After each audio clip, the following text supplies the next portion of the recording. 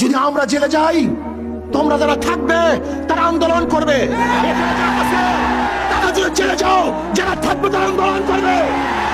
যারা বাঁচবে তারা সংগ্রাম করবো, যারা বাঁচবে তারা সংগ্রাম করবো। এই শহীদ জালের বিরুদ্ধে আন্দোলন করবো, সংগ্রাম করবো। আমার আজকে দেখেছেন, আজকে পত্রিকায় আসছে, আজকে পত্রিকায় আসছে 20 জনের উপরে মানুষকে শহীদ করা হয়েছে। আজকে পত্রিকায় দেখেন, পত্রিকায় দেখেছি। অথচ আপনারা জানেন এই পত্রিকাগুলি সম্পূর্ণ সরকারের দালালদের পত্রিকা।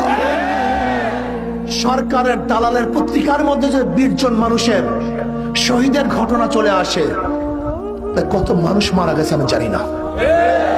যদি মানুষ মারা যায় একজন, সেখানে পঙ্গু হয় কতজন, আহত হয় কতজন।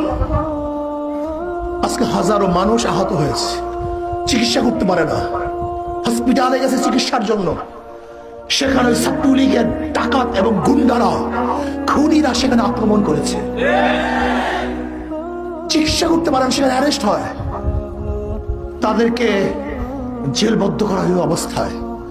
আজকে হাজারো মায়ের বুক খালি করা হয়েছে, হাজারো আমার বোনকে বিধবা করা হয়েছে, হাজারো বাচ্চাদেরকে এতিম করা হয়েছে, হাজারো মানুষ আজকে কবরের মধ্যে চলে গেছে। আবু সাইদ আজকে দুনিয়ার মধ্যে নেই।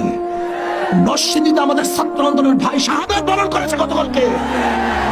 এই শাহাদাতের রক্তের বদলা না নেওয়া পর্যন্ত শপথ করো, কেউ বাঁচতে ছাড়বো না ইনশাআল্লাহ। মারবো, রাস্তায় মারবো, কুকুরের মতো, সিগারের মতো করতে পারা যাবে ইনশাআল্লাহ।